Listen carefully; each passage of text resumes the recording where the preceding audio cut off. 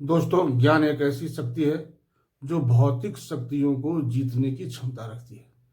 ज्ञान के माध्यम से हम संसार की सभी शक्तियों पर अपना विजय का झंडा फहरा सकते हैं।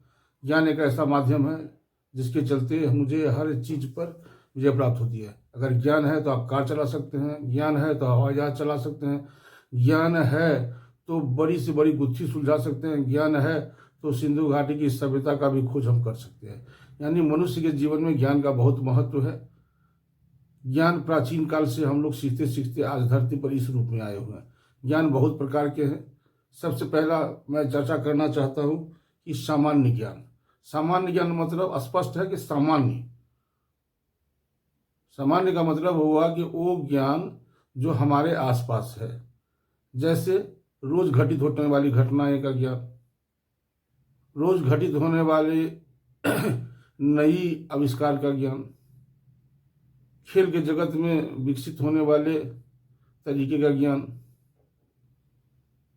राज्य में या क्षेत्र में या आपके गांव में होने वाले विकास का ज्ञान, वैज्ञानिक के द्वारा किए गए नए अनुसंधान का ज्ञान, चांद पर चंद्रयान उतारकर उसकी गुत्थी सुलझाने का ज्ञान, मंगलयान पर ग्रह भेजने कर उसको सुलझाने का ज्ञान, हवाई जहाज में नित नए तकनीक का ज्ञान, रेलगाड़ी में नए तकनीक का ज्ञान। इसके अलावे हमारे समाज में बहुत ऐसी चीज़ें जो मुझे जानकारी नहीं है, उसके बारे में भी हम सामान्य ज्ञान के माध्यम से ज्ञान प्राप्त करते हैं। यानी हर क्षेत्र में जहाँ भी कहीं आपकी नज़र जाती है, उससे जो ज्ञान प्राप्त करते हैं वह सामान्य ज्ञान के अंतर्गत ही आता है। चाहे वैज्ञानिकता हो, चाहे भौतिक शास्त्र का विषय हो, चाहे रासायनिक शास्त्र का विषय हो, चाहे समाजशास्त्र का विषय हो, ये सभी का माध्यम हम जनरल नॉलेज के माध्यम से प्राप्त करते हैं। जनरल नॉलेज एक ऐसा ज्ञान का भंडार है, ऐसा खजाना है जिसके चलते हम हर चीज की जानकारी रख सकते हैं और अपने को समाज में स्थापित कर सकते हैं। दूसरा, शब्द का ज्ञान। शब्द का ज्ञान इतने शब्दावली हैं, जैसे वैज्ञानिक शब्दावली हो गए, डॉक्टरों के द्वारा प्रयोग किए जाने वाले मेडिकल छात्रों के हित में किए गए प्रयोग शब्दावली, वैज्ञानिक के द्वारा प्रयोग किए गए शब्दावली, समाजशास्त्र के प्रोफेसर के द्वारा प्रयोग किया गया शब्दावली। यानी शब्द के मान से रोज नित नए शब्द को सीखकर हम अपना ज्ञान परामार्जित करते हैं। इसे शब्दावली ज्ञान कर सकते हैं। छोटे छोटे शब्द से व्यापक अर्थ निकलता है। वैज्ञानिक उसे रोज नए तरीके से बताने का प्रयास करते हैं। इसे शब्दावली ज्ञान कर सकते हैं। और शब्दावली ज्ञान के प्रयोग से ही शब्दकोश बनता है, जिसे आप डिक्शनरी कर सकते हैं। यानी शब्दावली उसमें जितने संग्रहित हैं, सबका प्रयोग हम किसी न किसी माध्यम से करते हैं।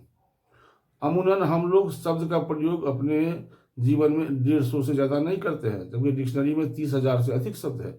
हम अधिक से अधिक शब्द का प्रयोग करके ज्ञान को परामर्शित कर सकते हैं और अपने को अत्यधिक महत्वपूर्ण व्यक्तियों के श्रेणी में रख सकते हैं। यानी शब्दावली का ज्ञान बहुत ही आवश्यक है।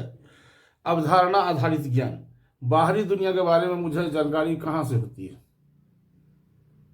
आज इजराइल के बारे में जानकारी, आज फिलिस्तीन के बारे में जानकारी, आज रूस के बारे में जानकारी, आज यूक्रेन की जानकारी, ये सब सामान्य जानकारी है। लेकिन अवधारणा आधारित वहाँ की जानकारी हम लोग टेलीविजन के माध्यम से, लोगों के इंटरनेट के माध्यम से जानकारी प्राप्त करते हैं। इसे अवधारणा आधारित कहा जानकारी की जा सकती है और कहा जाता है। ऐसे ज्ञान प्राप्त कर करके हम विशेषज्ञ बन सकते हैं। पुस्तकों से ज्ञान। बहुत सारी पुस्तकें पढ़ने से बहुत सारी ज्ञान होती है। जैसे अगर उत्तर प्रदेश में साहित्य की किताबें हिंदी में बहुत सारी लिखी गई है, उससे उत्तर प्रदेश की आंचलिक जानकारी होती है। हरियाणवी भाषा में जो लिखी गई है, अगर उसका हिंदी रूपांतरण हम पढ़ लें तो हरियाणा की संस्कृति के बारे में जानकारी होती है। पंजाबी में जो लिखी गई पुस्तक है उसके बारे में जानकारी प्राप्त होती है। गुजराती में लिखे पुस्तकों से जानकारी होती है। दक्षिण भारत में जानकारी होती है।